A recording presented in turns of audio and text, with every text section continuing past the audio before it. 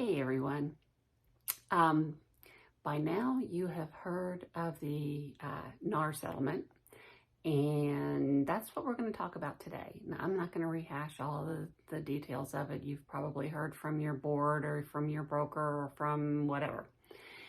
My question is, what are you planning to do about it? There's two schools of thought. You can either roll with it and adjust to it and move forward because, as we all know, stuff happens, or you can think doom and gloom and the industry as we know it will never be the same. Whatever school of thought you have, I'm here to kind of help you work things through and look on the positive side of it, because that's all we can do. We can work with what we got. Now, I see three positive things coming out of this. First of all, well, let's go through the three. You're not going to be a Pop-Tart agent anymore, and don't pretend like you don't know what I'm talking about. For those of you who don't know, a Pop-Tart agent is one of those who they get a phone call, maybe they've had a dry spell, and somebody wants to see a house right now. They don't know that person or don't know them very well. They get in their car, they go over, they show the house, they pop up, basically, like a Pop-Tart out of a toaster. Don't be that agent. It doesn't serve you. It doesn't serve them. And because now, before we show a property, we have to have clients, customers, who then become clients, sign a buyer's brokerage agreement that they're agreeing to the terms that that you've decided in your business that you're going to have when it comes to representing a buyer in a transaction. So, yay, that's a good thing. Second good thing I see coming out of this is better communication. You're going to get really good at being able to communicate the value that you bring to the table. Sorry, stray hair there. The value you bring to the table as a buyer's agent. Now, you've probably been reading some of the comments on, I know I have, on YouTube.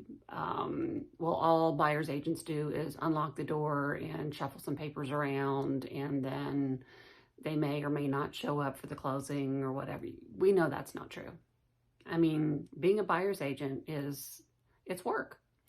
You may show houses for months before they find one that they like. And then you've got to make sure, and hopefully before you take them out, that they're qualified to purchase that house. You get them through the loan process. You get them through the due diligence period. You make sure the inspections are done. You make sure all the deadlines are hit. All of that stuff that goes into making sure that you get to hand them their keys on the day that the house records.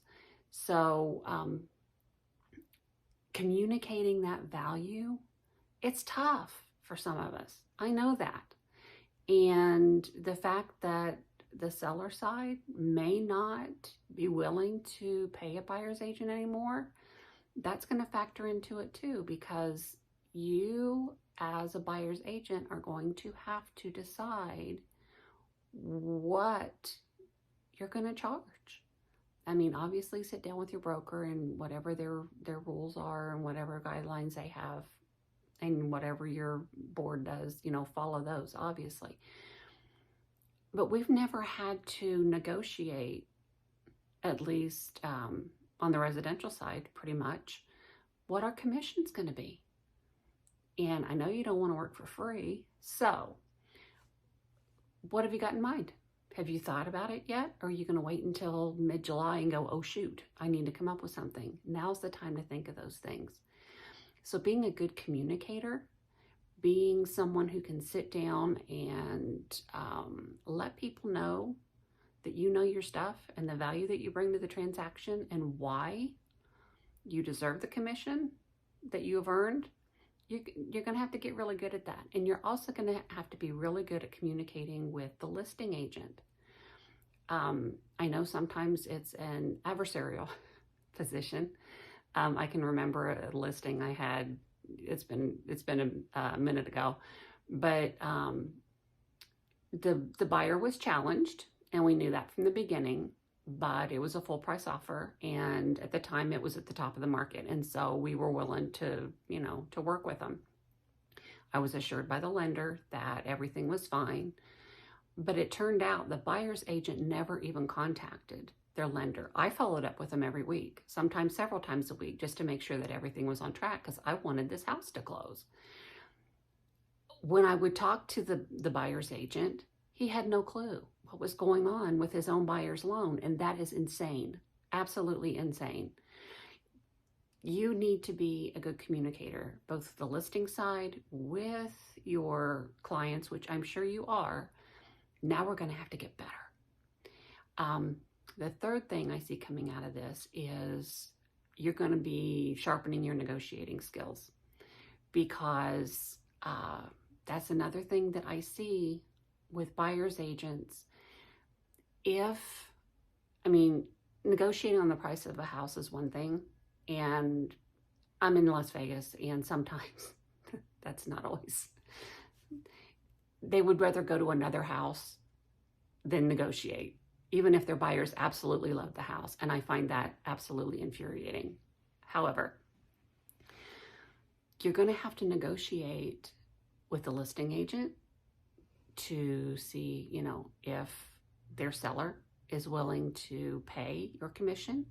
You're also going to have to be able to negotiate with your buyer client if that, this listing side, the seller isn't willing to pay your fees. How are you going to negotiate that? How are you going to, communication and negotiation go hand in hand. So it's going to be a challenge for a little bit. It's going to be uncomfortable for a little bit. But you know what? We're going to get through it. If you want to stay in the business, and I know that you do, if you're listening to this, then it's just adapting to the change.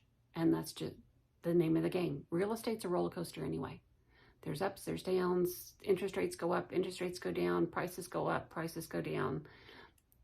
It's, never a dull moment, as they say. However, this is your time to shine. This is your time to really dig deep and communicate the value that you bring to the table. I know you do. And right now I'm developing kind of a script for y'all who are buyer's agents to kind of help ease you through that. So that's going to be coming shortly. If you're interested in it, leave me a comment down below in the notes, and just say buyer. Just say buyer, and I'll get a hold of you, and let's talk. Let's see if we can help you. So anyhow, that's it for today. The sky will not fall.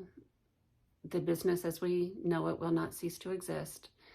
Just gonna be a little different, and different isn't always bad. So look on the bright side, have a wonderful day, and go out there and sell some houses. I'll talk to you soon. Bye-bye.